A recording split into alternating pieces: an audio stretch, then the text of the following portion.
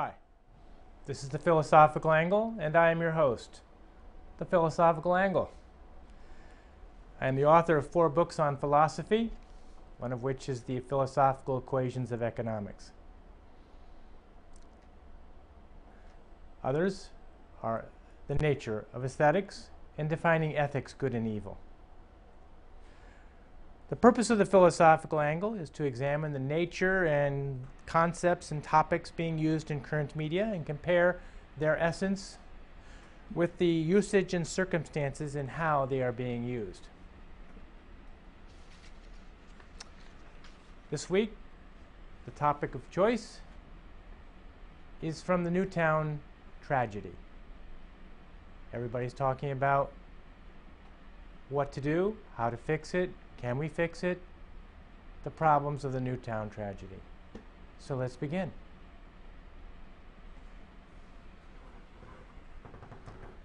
First, you have a mass shooting. It's not the first in American history. There have been many. And it was in Newtown, Connecticut. And presently, everybody is searching, soul searching for causes, and it's natural. It's such a tragedy,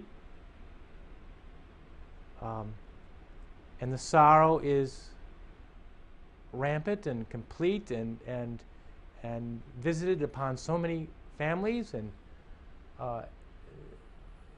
the media. It of course is difficult to say enough about it.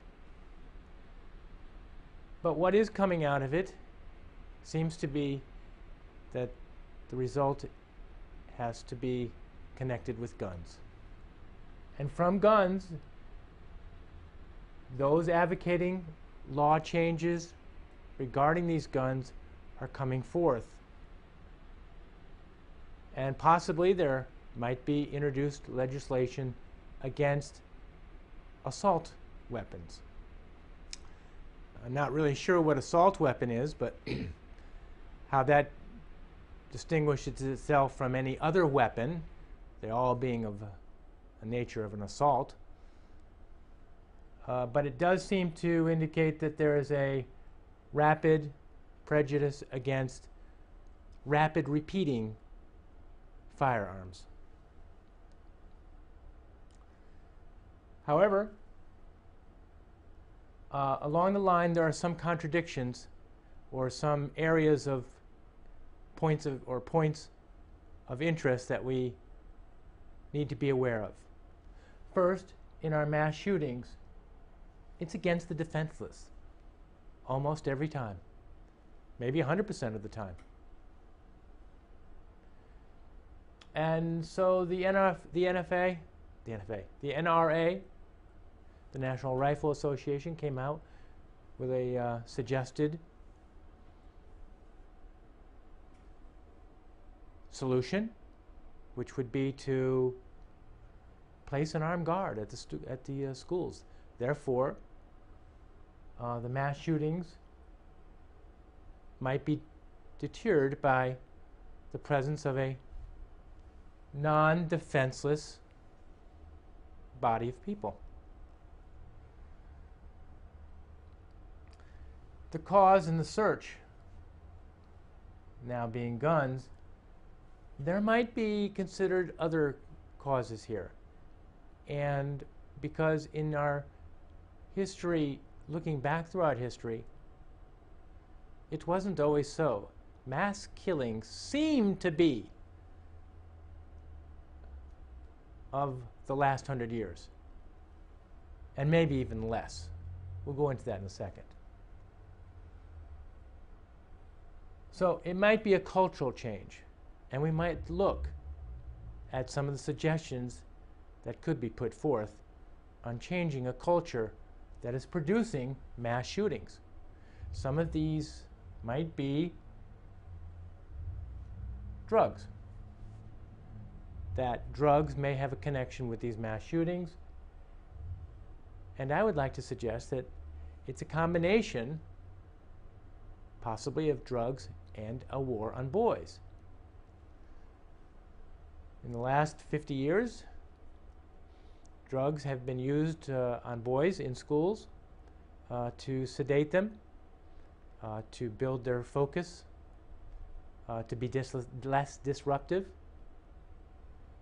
And so a great deal of prescription drugs have been used by the schools, predominantly, probably, I'm sure it's probably well in excess of 90% of the of those students being prescribed the drugs being boys. When we get down to the result of guns, there's another interesting study. The Landis, two economists, Landis and Lott, made a study, and this is pointed out in an article by Ann Coulter entitled "We Know How to Stop School Shootings," and I'm going to read from that article here. That article was published in Human Events on the 19th of December of 2012.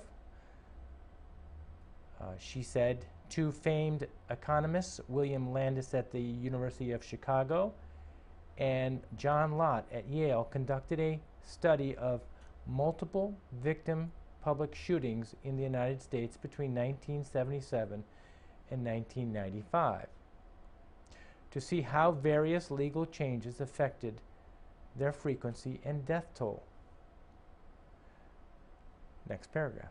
Landis and Lott examined many of the very policies being proposed right now in response to the Connecticut massacre. Waiting periods and background checks for guns, the death penalty, and increased penalties for committing a crime with a gun. None of these policies had any effect on the frequency of or carnage from multiple victim shootings.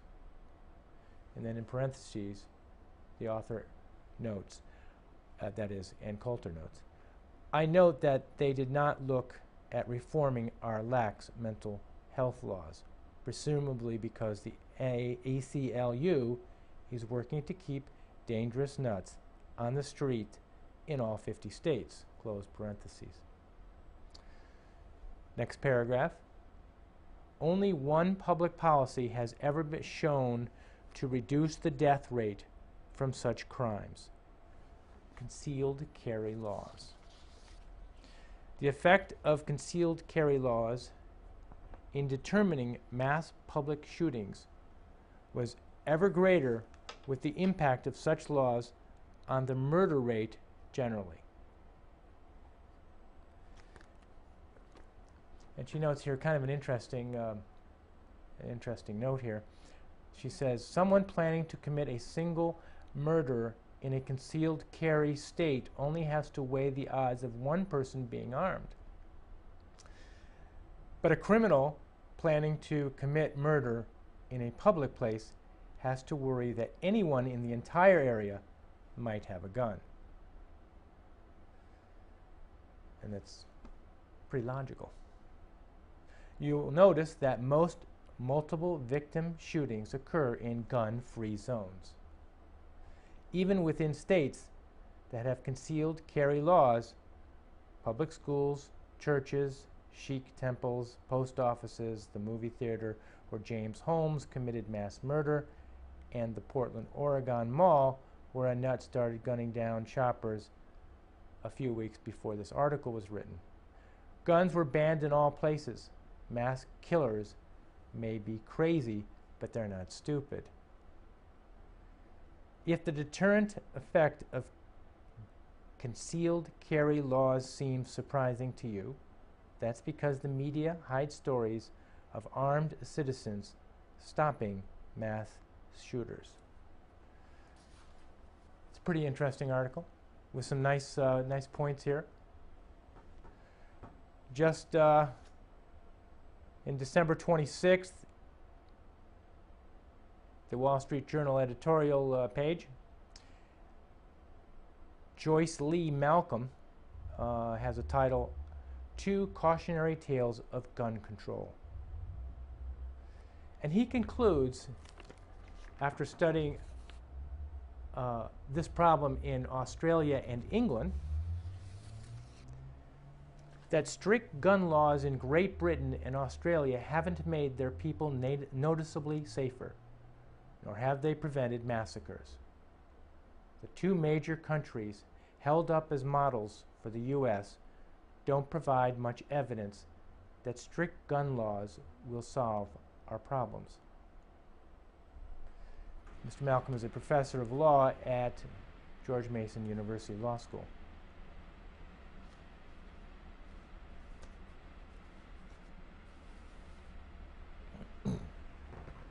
So let's go back to our chart. Also, regarding the result of guns being bad, Thomas Jefferson has made some remarks about this very subject that is relevant to the massacres, and particularly the massacre in Newtown. Let's read what he has to say.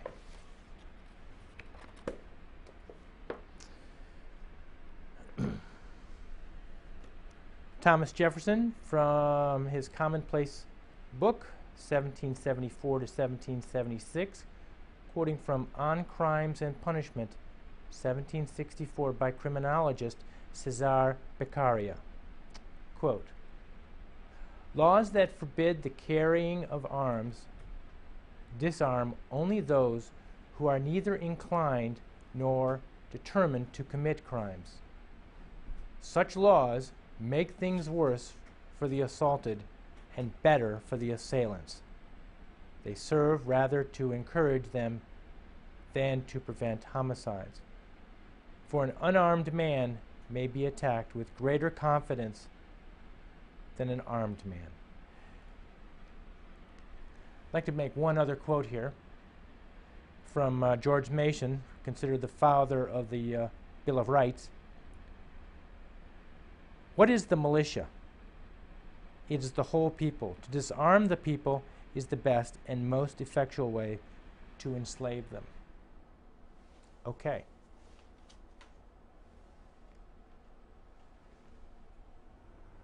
That kind of, these statements tie together with the Landis Lott study, the editorial from the New York Times, from the Wall Street Journal.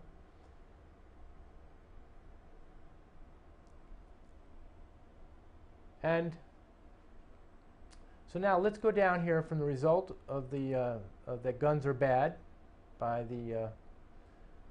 what's happening in the current media. Advocating law changes. The problem here with advocating law changes is on assault weapons and even rapid repeaters, is it runs straight into the face of the Second Amendment.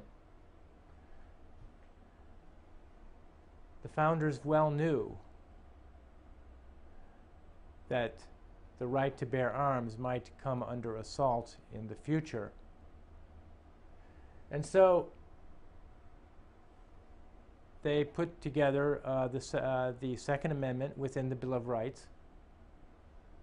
And it says, "A well-regulated militia, being necessary to the security of a free state, the right of the people to keep and bear arms shall not be infringed."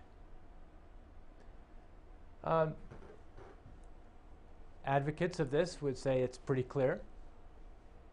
Those against that reading, that people have the right to bear arms, tend to point out that it's combining here the militia with the right to bear arms, and say it's the well-regulated militia that has the right to bear arms.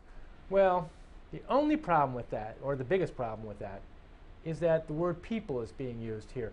Had it been, if they wanted to equate militia with the right of the government to form a well-balanced militia, they would put in state, the word state here.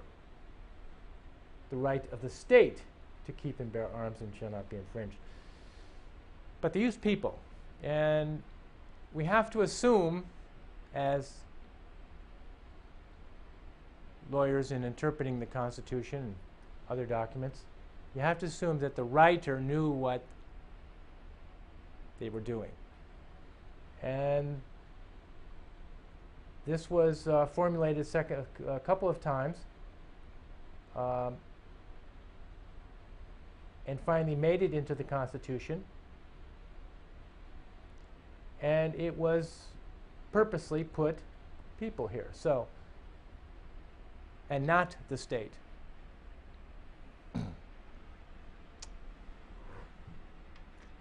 And so we can look to confirm that. And let's take a look at this book, a familiar exposition of the Constitution of the United States by Joseph Story. He was of the Supreme Court from 1811 to 1845. And he stated in this book that I just held up for you, he stated in 1833 that the right of a citizen to keep and bear arms has justly been considered the palladium of the liberties of the Republic, since it offers a strong moral check against the usurpation and arbitrary power of rulers, and will generally, even if these are successful in the first instance, enable the people to resist and triumph over them. What's interesting here is that these statements by Story, by Mason, by Jefferson, they point not to this particular line of thought, that a bad person comes along and kills a lot of people. That the Second Amendment is not for that purpose. It is not there for hunters and those who want to carry a weapon for self-defense in protecting themselves against a robber. It is, of course, for that purpose, partially. But the main overriding purpose also, the first purpose, is so that the people of the United States can protect themselves against government. And so if you have a advocating situation where you want to change a law because of one bad person, it'll affect the ultimate and primary purpose of the Second Amendment, which is to allow people to protect themselves from government. So we have to look to some other means to stop bad people. This amendment allows us to, one, protect ourselves against the government, bad government, an invading government. Our government could possibly morph as Germany did. I'm not saying that it would or ever would, but if it did, we have the Second Amendment to protect ourselves from it.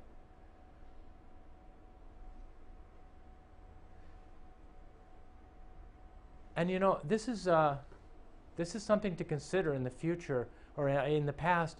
How would it have been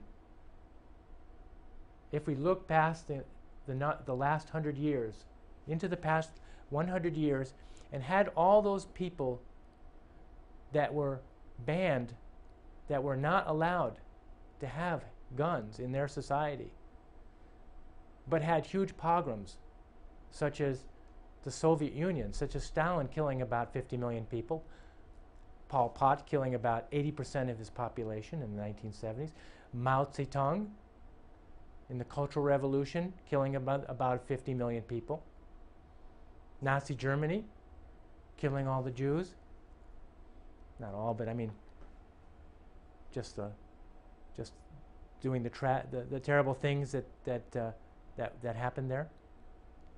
So, what if all these people had been armed?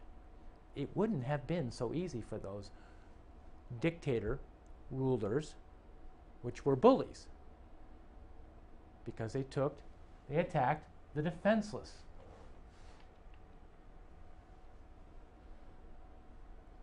And they are no different from the bad guy who made the mass killing at Newtown, which we have to prevent. So this is a small group of people compared to some of the huge amounts that have been murdered in the last 100 years on a political basis. But the mechanism to stop any mass killing resides in something like the Second Amendment, and that the right of the people to keep and bear arms shall not be infringed. Whether it's a small person, which we may be able to lessen by, one, having people around who are allowed to carry guns. Bullies don't go to the defenseless. I think the NRA suggestion is a sensible one, if you look at it historically. Over the last 100 years, how allowing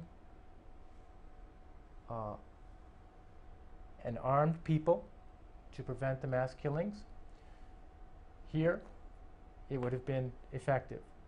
But it's not the only cause. Obviously, there are cultural changes, and we need to research those. And I think that's the first thing, and that's where we need to go in order to solve our Newtown problem. We've had many of these problems in the last 50 years, so I think we need to go to the cultural end of it and find out if perhaps drugs and the combination of war on boys and drugs have had any problem or any association or relevance to the mass shootings that have occurred. Because ultimately, this amendment would have saved a lot of people in the past had other people had access to it.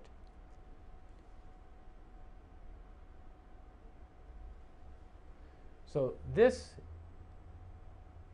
is, for society, much better than not having it. And so that's it for today.